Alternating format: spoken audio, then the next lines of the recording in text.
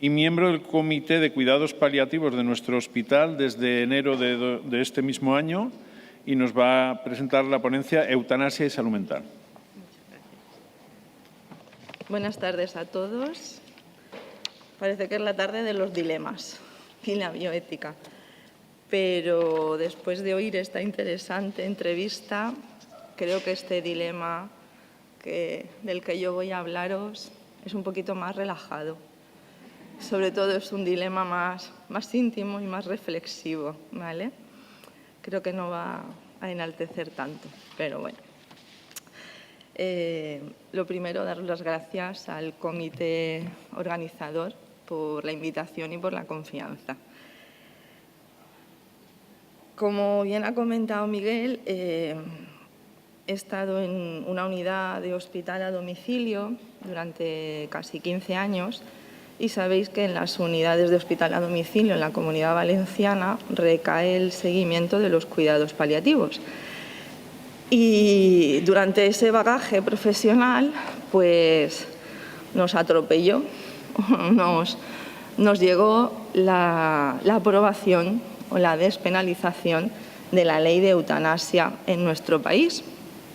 Es por eso que nos tuvimos que poner todas las pilas, hubo mucha formación, porque además sabéis que estos temas son temas que polarizan mucho a la población, y cuando surgió que se iba a redactar y que se aprobó, pues claro, había poblaciones, sectores muy contrarios a su aprobación y sectores que estaban deseando esta aprobación.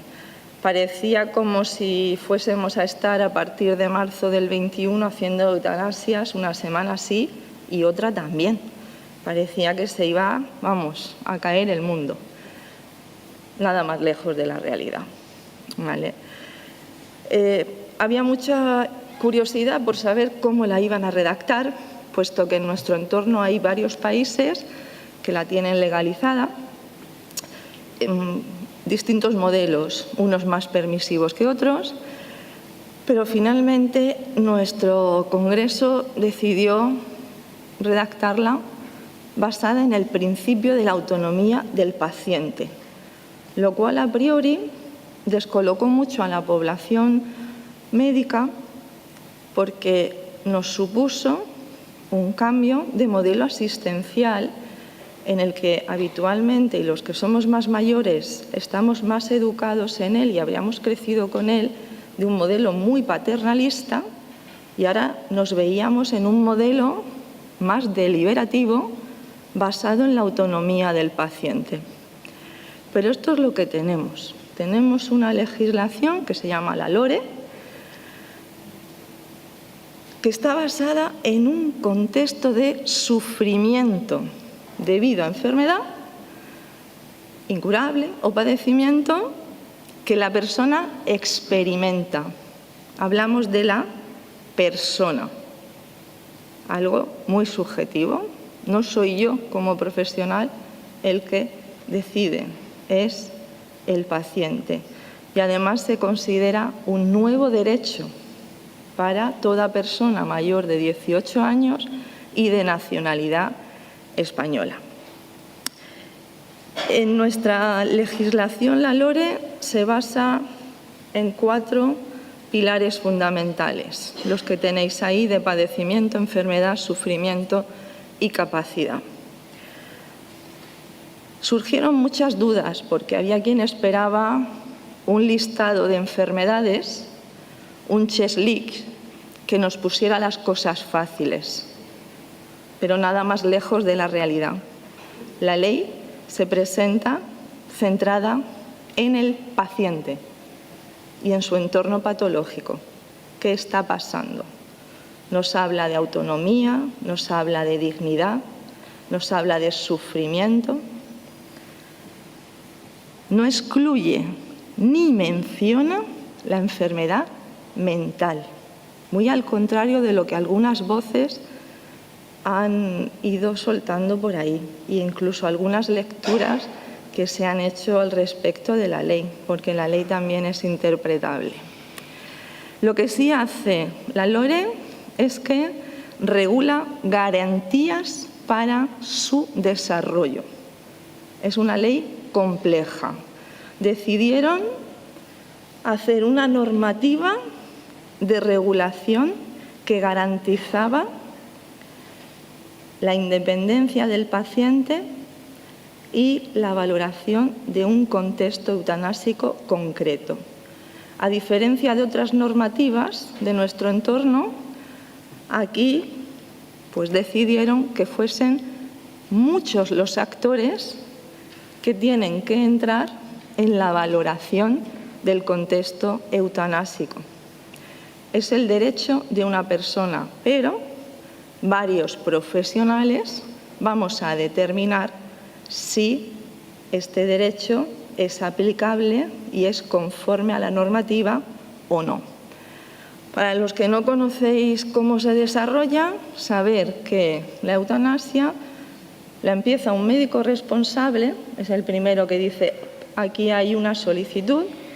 Este médico es elegido por el paciente, puede ser el que quiera. La ley contempla la objeción de conciencia.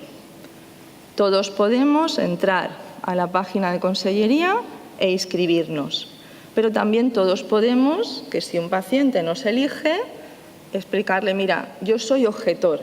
Ahora bien, también me obliga que no puedo decir, vete de la consulta, te cito con mi superior. Y el superior determinará qué persona del equipo no tiene objeción de conciencia y puede ayudar a este paciente, ¿vale? Este médico responsable después está obligado a buscar informes en un médico consultor. Entre los dos, aunque a veces puede haber varios médicos consultores, serán todos aquellos que el médico responsable elija. Y estos médicos consultores, además, no pueden ser los médicos del paciente, tienen que ser de la misma especialidad, pero no los del paciente. Elaborarán un informe que se elevará a una comisión de garantías de evaluación, donde 15 personas, de las cuales hay médicos, abogados, enfermeros, trabajadores sociales, psicólogos y juristas, evaluarán el informe y determinarán si esa solicitud cumple con las normas que nos ha dicho la LORE. ¿Para qué? Pues para lo que dice la misma LORE. Para que valoremos, cualifiquemos sobre el ejercicio que demanda la persona solicitante. Sobre todo, entendamos que no es una solicitud forzada desde terceros y que está hecha desde la absoluta libertad del paciente. No nos habla de ninguna enfermedad concreta. El proceso, y aquí es una síntesis por ir rápido, en la media el último informe anual, que es el del 2025, pero hace referencia al 2024, nos establece que el plazo del procedimiento, solo el procedimiento administrativo, está en unos 44,7 días. ¿Vale? El paciente hace una primera solicitud, pasa 15 días de entrevistas, proceso deliberativo con el médico responsable, el cual tiene que dar información por escrita de su situación, de su enfermedad, de las opciones de tratamiento a futuro y de lo que sucederá si llega a aprobarse y administrarse la eutanasia.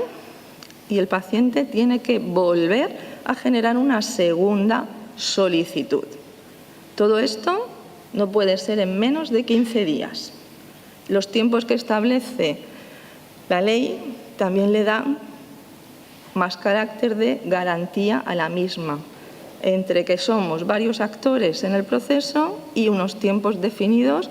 Hablamos de que la ley, o en general hablan de que nuestra ley es muy garantista. Después habrá una evaluación del médico para medir la capacidad, hará los informes del consultor y se subirá a la comisión de garantía, que tiene 7 días para emitir el informe. Este proceso en cualquier momento puede ser suspendido por el paciente. Es el único que puede suspenderlo, igual que es el único que puede hacer alegaciones a los informes que considere oportuno, ¿vale? Porque es un expediente administrativo. Así de farragosa es la página del Ministerio, porque te manda con los tiempos, si se deniega, pues reclamaciones y demás.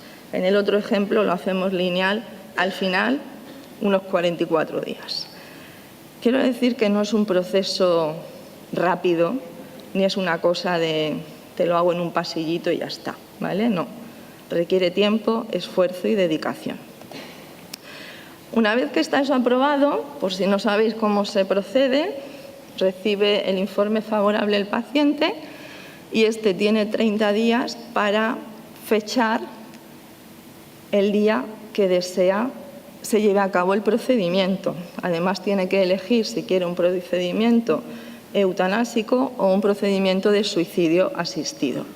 En el eutanásico administramos vía intravenosa un personal sanitario, no tiene por qué ser el médico responsable, se administran las medicaciones y en el suicidio asistido se le suministra al paciente el cóctel de medicaciones que él tomará en el plazo de tiempo que se acuerde con el equipo.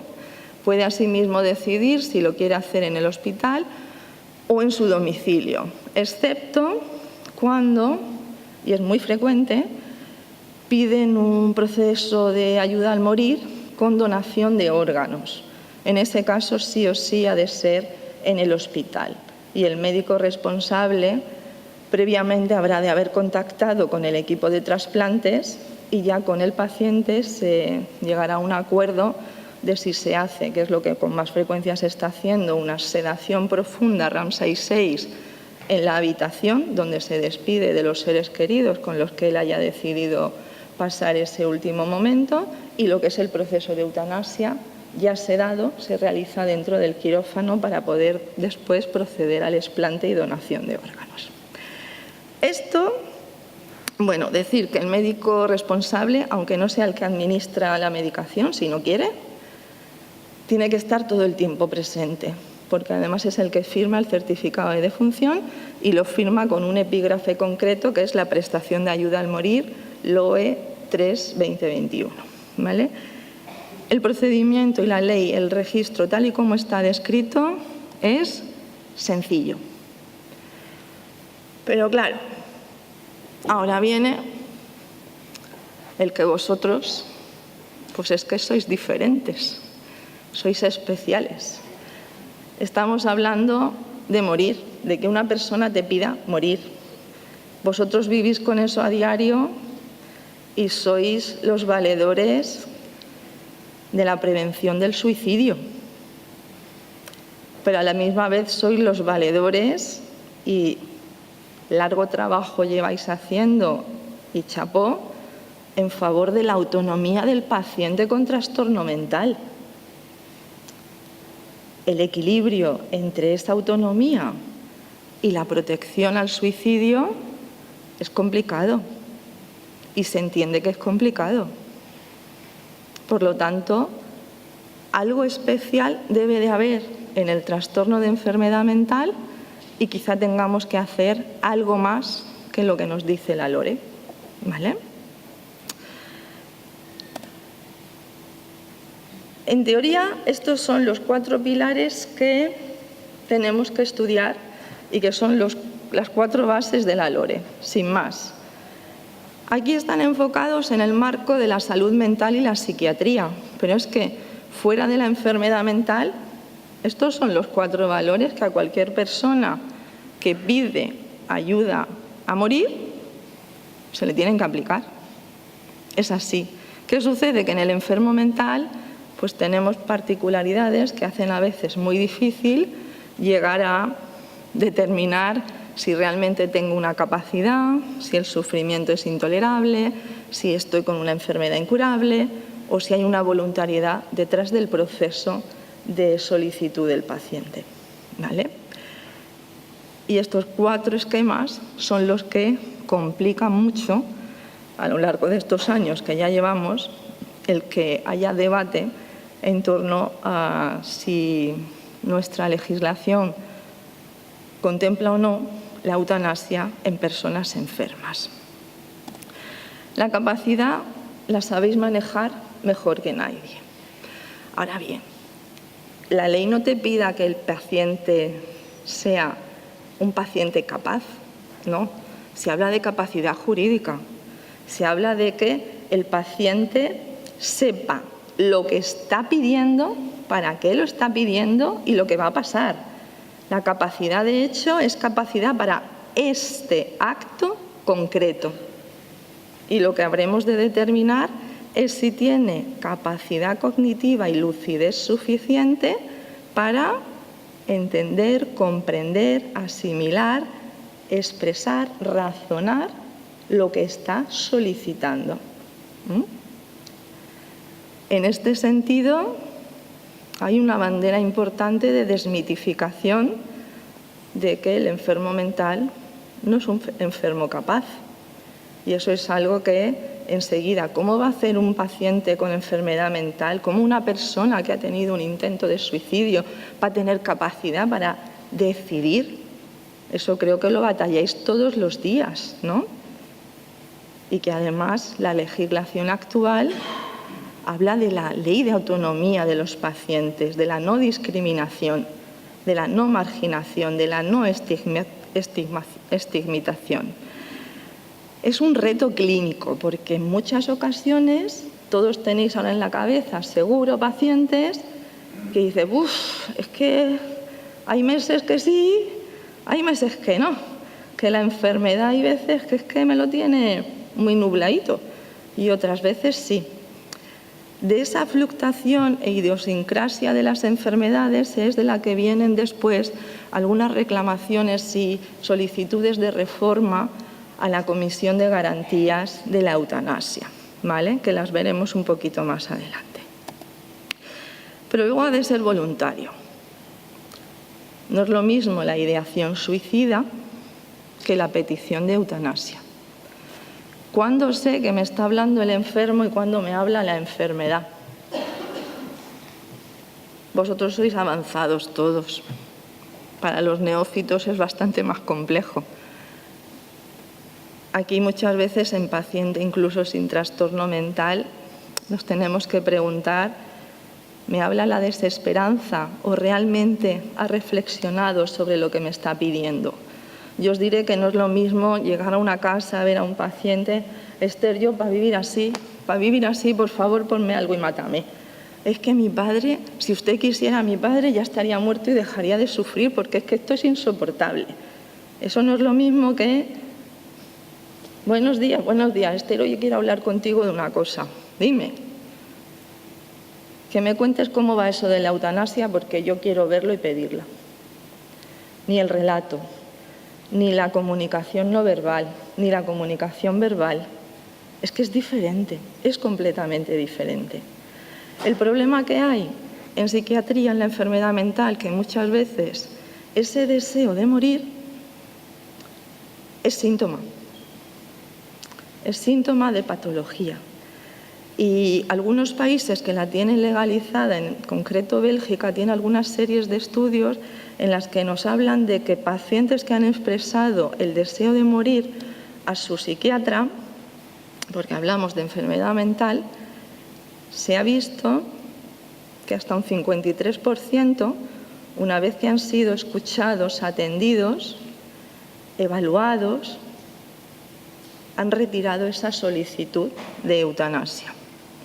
Porque en muchas ocasiones ese deseo de morir lo que engloba es que detrás hay sufrimientos, necesidades existenciales, la pérdida de la dignidad y en otras ocasiones sencillamente que se sienten fuera del sistema o mal atendidos y lo que necesitan es que nos pongamos manos a la obra a trabajarlos, ¿vale? Tarea muy compleja, pero es algo que hay que definir porque la ley nos lo pide. ¿Y el sufrimiento? ¿Quién no sufre? Aquí caemos en el problema de que el sufrimiento somático para todos es muy reconocible. Todos sabemos lo que es un dolor de barriga, ¿verdad? Me puede doler más o menos, pero sabemos lo que es un dolor de barriga. Sabemos en lo que es el dolor por un pinchazo para que me extraigan una muela. Y mirad que el dolor es subjetivo y lo medimos con una escala, pero bueno, lo medimos, hemos llegado a un acuerdo y lo medimos. Pero el sufrimiento existencial, el sufrimiento psíquico, el sufrimiento intolerable, la propia ley ya nos habla de que es sufrimiento expresado por el paciente.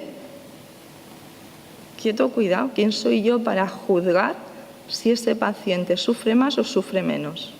Está manifestando un sufrimiento. Eso es creíble. Pero vosotros sabéis que el sufrimiento tiene un montón de factores.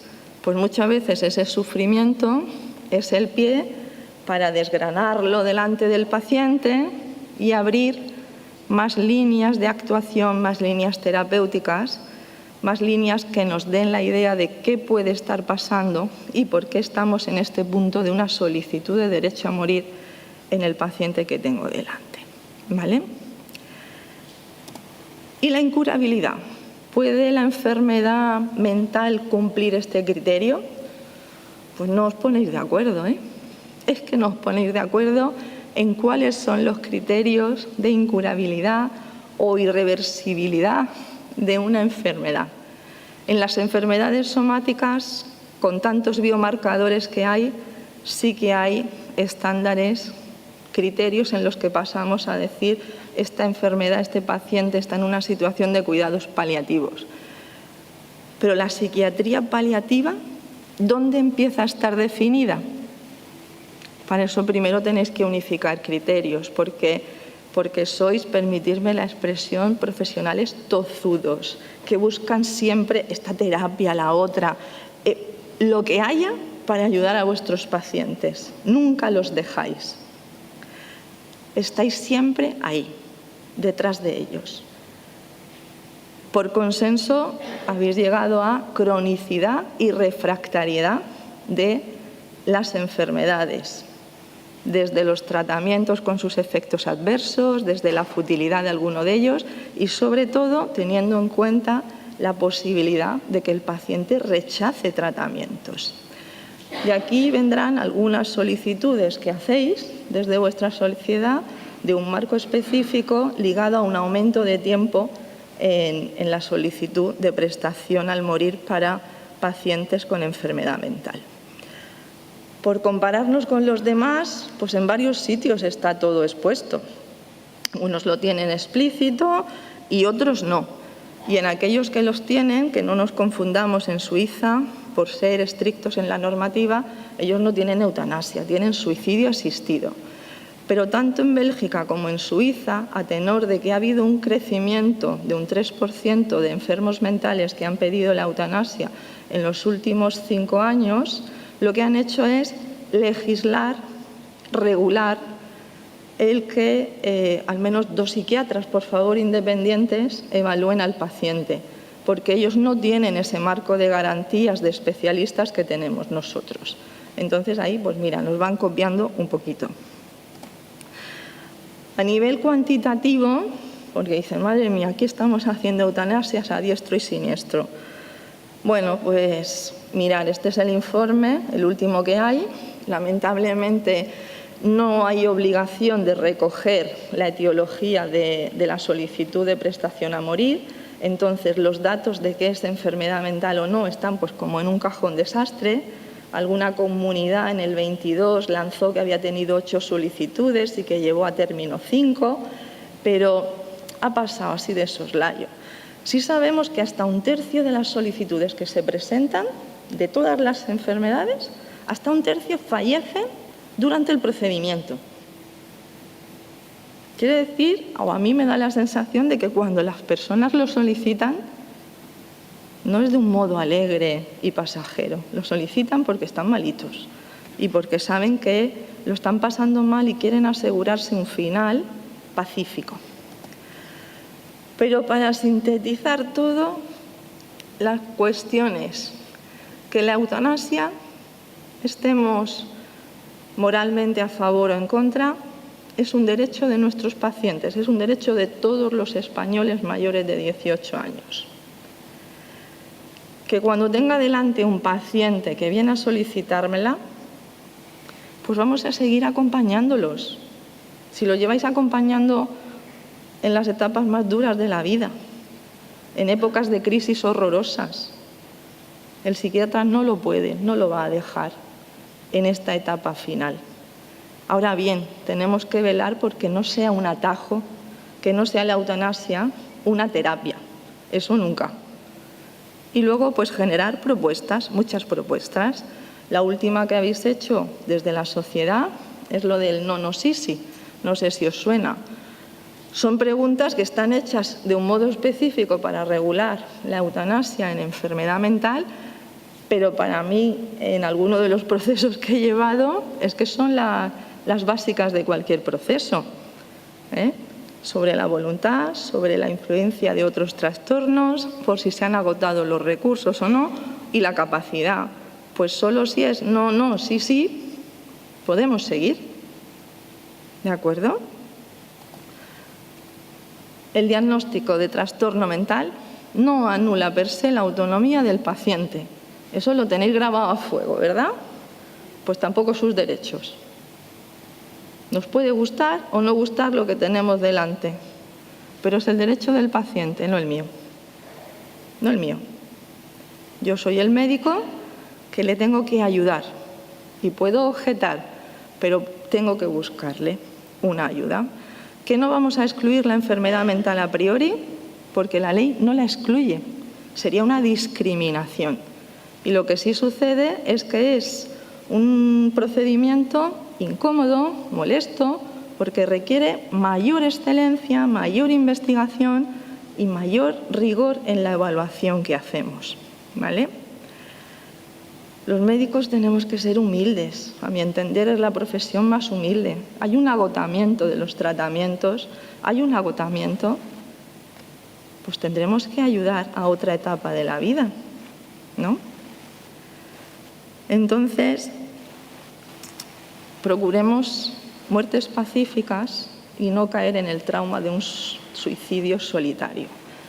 Esta es una frase de un neurocirujano que escribió un libro autobiográfico, además era filósofo y poeta. Y claro, la neurocirugía toma también decisiones muy complicadas. Pero a mí hay aquí algo que digo, es que somos responsables. No nos damos cuenta y tenemos mucho poder en la vida de los pacientes. Ahora, ejercer esa responsabilidad pues conlleva nuestros pequeños traumas y tendremos que aprender a encajarlos.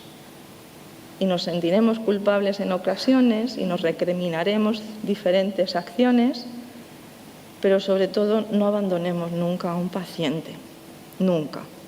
Y en ese sentido, pues hay que continuar dando recomendaciones a la Comisión de Garantías de Eutanasia, que ya acaba de publicar un nuevo manual de eutanasia para el año 2024, que bueno, de momento no ha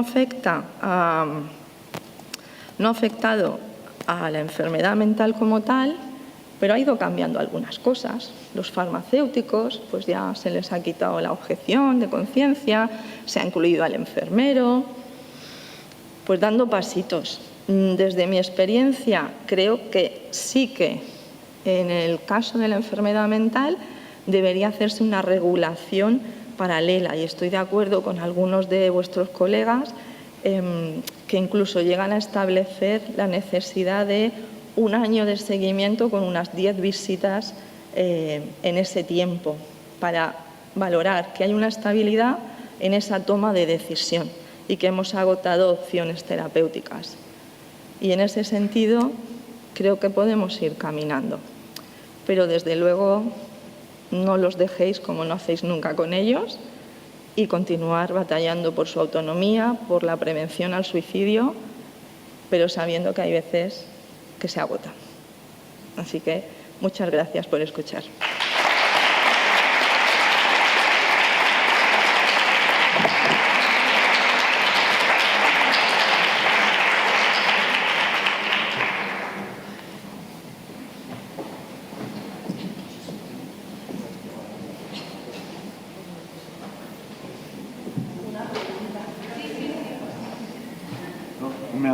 Se me ha bajado muy rápido del estrado.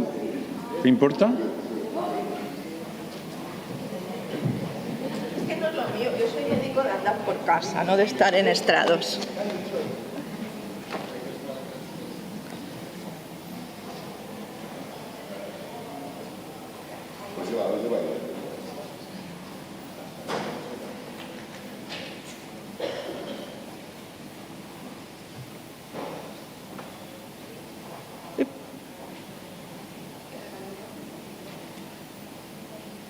Que no va. Bueno, habla, lo mismo te oímos. Muchas gracias por la charla. De nada. ¿Sí? ¿Hola? Hola. Ahora. Muchas gracias por la charla, muy interesante. Que te quería preguntar, en el caso de las enfermedades neurodegenerativas, por ejemplo, pongamos un caso de una persona que le diagnostican un Alzheimer y dice, bueno, yo voy a aprovechar el tiempo que me quede, pero va a llegar un punto en el que yo no voy a querer seguir aquí. En el momento en que yo, por ejemplo, no reconozca a mi familia, para mí ese sería el momento en el que a mí me gustaría irme. Pero claro, cuando llega ese momento, esa persona ya no está para tomar una decisión porque no tiene capacidad. ¿Qué se tendría que...? Se hacen unas voluntades anticipadas Sí. que quedan registradas. Sí, y eso es en el médico de familia, ¿no? O en el SAIP. O en el SAIP. Las voluntades anticipadas que quedan ahí registradas. Sí. Y esas voluntades especifican todo lo que desea, incluido deseo de que se tramite la eutanasia en el momento tal, y como ahí se tiene que nombrar un representante legal, cuando llegue ese momento será el representante legal el que inicia el proceso con el respaldo de las voluntades anticipadas. Vale, no hace falta ir a un notario, nada. O sea, vale, muchas gracias. Nos las gestionan desde Consellería, habitualmente es en el SAIP donde se hace.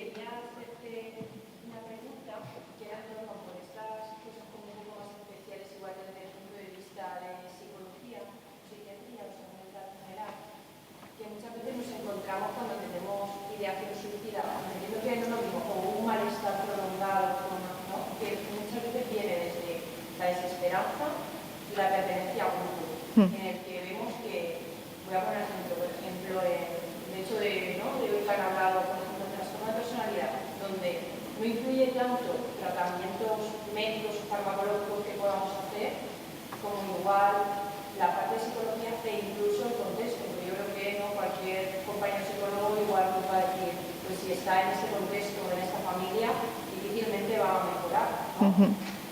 Entonces, no sé si se contempla que muchas veces estamos muy precarios a nivel social de intervenciones que se puedan hacer familiares, de recursos incluso para poder apartar ese contexto y que igual esa persona mejoraría. Sí. No tiene que ver nada con nada farmacológico. Entonces, no sé si se ha contemplado como en esta cosa de la parte de salud mental, contemplar si se ha agotado todas las vías sociales y que están además en otro sistema que no es el sanitario, ¿no? Que tenemos ahí a los trabajadores sociales como vínculo con ese sistema.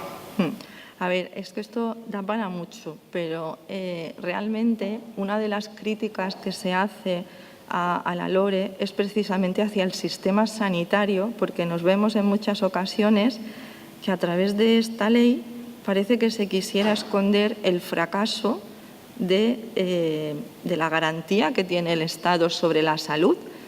Y precisamente el apartado social es como uno de los pilares que no cabe duda de que a lo mejor si pudiese hacer una estrategia de reubicación social de esta persona, quizá ese sufrimiento disminuiría o quizá esta decisión que está planteándome no la plantearía. Ahí habría que tocar a todas las puertas para agotar esos recursos, lógicamente, que no son, sí que pueden ser considerados como terapias o no, pero hay que pensar siempre que el paciente ha de estar de acuerdo porque tiene derecho a decidir qué se hace en la intervención, tanto en la social como en la terapéutica como en la farmacológica. Pero desde luego sí que es una línea, y muchas veces es una línea muy importante que se sopesa, pero si tienes lo que tienes y no es modificable, o el paciente no quiere que sea modificado, lo que hay que valorar es si su solicitud sigue cumpliendo los criterios del ORE. Y si los cumple, pues irá adelante el proceso. Entonces, por eso también en la Comisión de Garantías hay trabajo social. Uno como médico responsable, por eso he dicho, puedes mirar a todos los médicos consultores, es un término que puedes pedir también psicología o puedes pedir trabajo social, a ver qué está pasando, para tener toda esa evaluación. Al final, lo que se arma es un informe que estudia el contexto eutanásico de ese paciente desde todas las esferas y valorar si cumple o no cumple los preceptos que nos marca la ley para aceptarle el procedimiento o no. Nada más. De nada.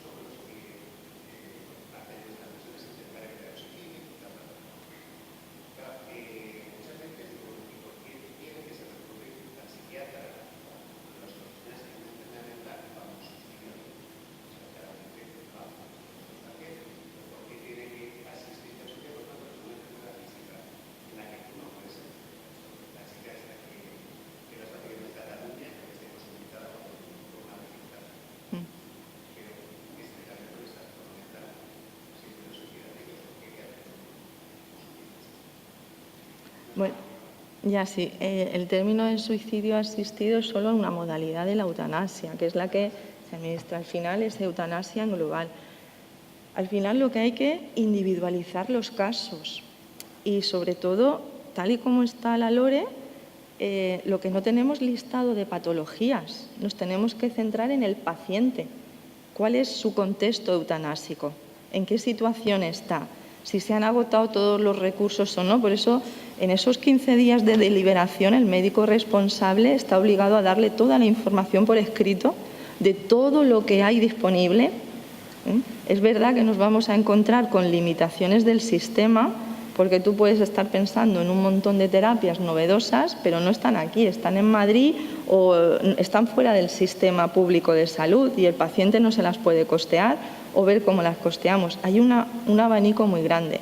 Entonces, la casuística es inmensa. Lo que se trata es de analizar caso a caso y fácilmente puede ser que el informe de ese médico responsable sea contrario a la solicitud de derecho a morir y eleve a la Comisión de Garantías un informe en el que él considera que el paciente no está capacitado. Pues a lo mejor si cumplimos los criterios estrictos actuales de tiempo, chico, yo en 15 días, es que este señor está en una crisis, en este momento este señor no tiene capacidad para la toma de decisión. Si no me das más tiempo, y no te lo voy a dar porque la LORE está así, pues mi expediente, mi informe será de que no encuentro al paciente en plena capacidad para la toma de esta decisión. El informe será negativo y el paciente podrá recurrirlo, ¿vale? Otro tema y una cosa que abogan algunos compañeros vuestros es porque esos médicos consultores que uno debe de ser el especialista, pero no el del paciente, sino de la especialidad. Una propuesta que hacen es que haya 2 especialistas psiquiátricos que hagan la valoración. y proponen que haya a la misma vez una nueva línea terapéutica y de modo paralelo un proceso de deliberación y estudio de la capacidad dentro del proceso de derecho a morir. Pero claro, son propuestas que todavía no están adscritas ni admitidas por la Comisión de Garantía. Por eso hay que seguir haciéndolas. Yo sí creo que debería de haber un reglamento específico, porque la patología mental tiene muchas peculiaridades, muchas. Y es verdad que, aunque todo lo que hagamos vamos a tener siempre esa conciencia y esa sensación de culpa y ese remordimiento, deberíamos procurar que ese sea el menos posible, porque estemos haciendo las cosas del modo más reglamentario que sea, ¿vale? Porque no se trata ni de hacer más ni de hacer menos, sino de hacer lo que toca. Y lo que toca es el paciente y su contexto. Entonces, te puedes ver en esas, que en ese momento ese paciente con tu trastorno de personalidad a día de hoy y los 15 días que lo estoy viendo, es que no, yo considero que no está capacitado. Pues mi informe es de no capacitado. Tendrá más informes de otras cosas, de sufrimiento, de lo que sea, pues con todo eso, carpetita y a la Comisión de Garantías. Lo recurrirá, lo recurrirá y se le tendrá que responder. Pero es cierto que nos topamos con las limitaciones del sistema sanitario, que no cubre todo lo que nos gustaría, igual que los servicios sociales. Es así. Pero con estos limones hacemos la limonada. Vamos con la última ya.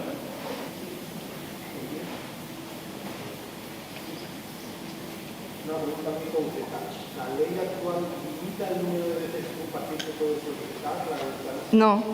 Lo único que nos dice es que si el paciente tiene una aprobación de expediente y no pone fecha en los 30 días siguientes, ese expediente se cierra y si lo vuelve a solicitar, se abre otra vez desde el principio. Es lo único que nos dice. Pero la mayoría de pacientes, yo muchos casos que no han llegado a término, pero sencillamente porque hay otras figuras legales. Está la adecuación de esfuerzo terapéutico, está una sedación paliativa. Son pacientes que están normalmente muy malitos, y la eutanasia se les queda como muy larga, muy larga. Son muchos días y muchos trámites. ¿Alguna más? Dejamos que hable Nietzsche. ¿Sí? Gracias.